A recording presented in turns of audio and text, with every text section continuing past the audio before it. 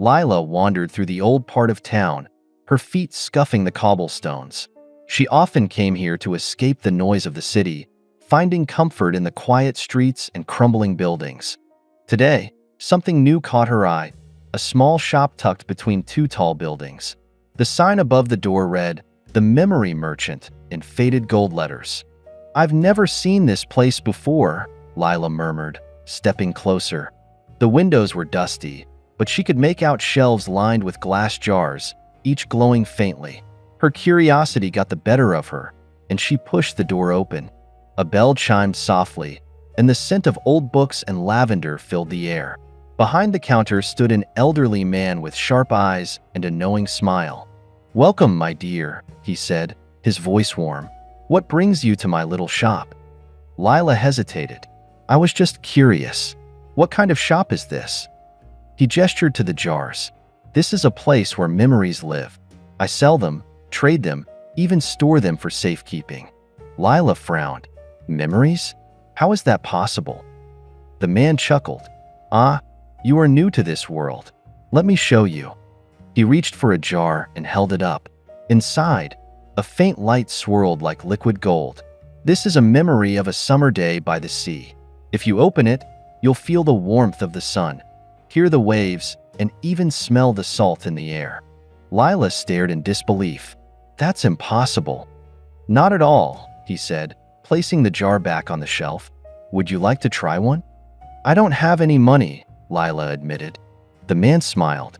"Ah, but memories are not bought with money. They are exchanged." "Exchanged for what?" "For another memory," he said simply. Lila's curiosity burned brighter. "I'll try one." He handed her a small jar. "This is a happy memory. It's light and fleeting, but perfect for a first experience." Lila hesitated, then opened the jar. As soon as the lid came off, a golden mist swirled around her, filling her senses. She was no longer in the shop. She was standing in a field of wildflowers, the sun warm on her skin. Laughter echoed around her, and she turned to see a younger version of herself running through the field. The memory was vivid, almost too real. When the mist faded, she was back in the shop, her heart pounding. "That was..." Lila struggled for words. "Beautiful," the man offered. She nodded. "But it wasn't mine."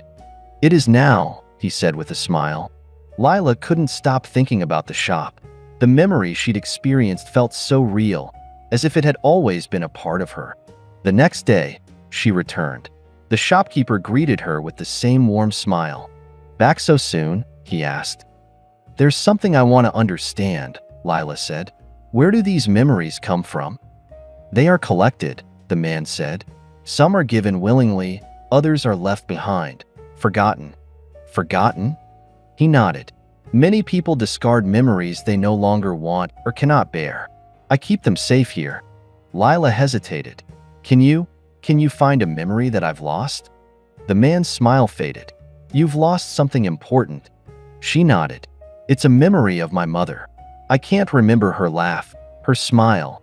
It's all blurry." The shopkeeper studied her for a moment. "I can help you. But recovering a lost memory is not easy. It requires a great deal of courage."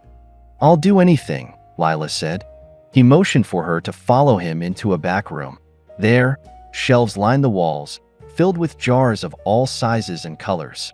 "Your memory is here," he said, gesturing to a dusty jar on the highest shelf. Lila's heart raced. "That's it?" The man nodded but warned, "Memories can be heavy. Are you sure you want to relive this one?"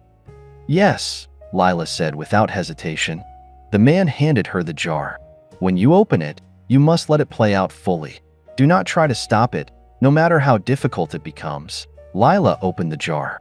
The golden mist enveloped her again, pulling her into the memory. She was a child, sitting on her mother's lap. Her mother's laughter filled the air as she read from a storybook.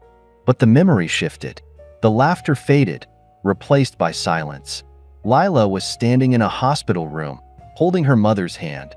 She could feel the sadness, the loss, as if it were happening all over again. Tears streamed down her face, but she didn't pull away. She held on to the memory, letting it flood her completely. When the mist cleared, She was back in the shop, her hands trembling. "You were brave," the man said softly. Lila wiped her tears. "I needed to remember her, even the hard parts." Over the next few weeks, Lila visited the shop regularly. She traded small memories for others, piecing together stories she had forgotten or never known. One day, she asked the shopkeeper, "Why do you do this?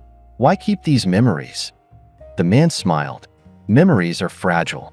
They can be lost, stolen, or forgotten. Someone must protect them." Lila thought about her own lost memory, the pain and beauty of it. "I want to help," she said. The shopkeeper raised an eyebrow. "You wish to be a memory keeper?" She nodded. "Yes, I want to protect memories for others, the way you did for me." The man handed her a small jar, its light flickering faintly. "Every keeper starts with their own jar. This will hold your most precious memory."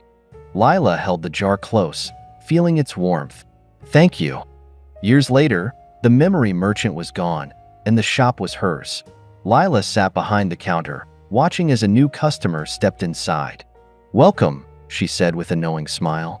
"What brings you to my little shop?"